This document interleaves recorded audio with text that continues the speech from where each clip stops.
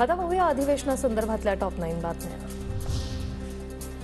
अर्थसंकल्पीय अधिवेशनाच्या सुरुवातीलाच विरोधक अशा सेविकांच्या मुद्द्यावरून आक्रमक झाले। आझाद मैदानावर महिनाभराहून अधिक काळ आशा सेविकांचं आंदोलन सुरू, पण सरकार दुर्लक्ष करतंय, विजय वडेट्टीवार यांचा आरोप।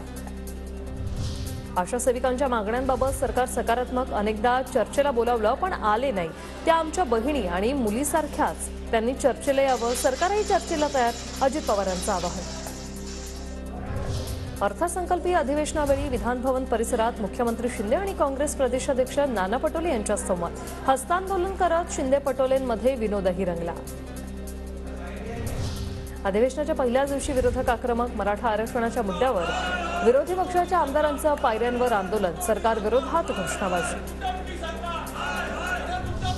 अर्थसंकल्पीय अधिवेशनात 8,609 कोटींच्या पुरवणी मागण्या सादर, अर्थमंत्री अजित पवार यांनी पुरवणी मागण्या सभागृहात मांडल्या।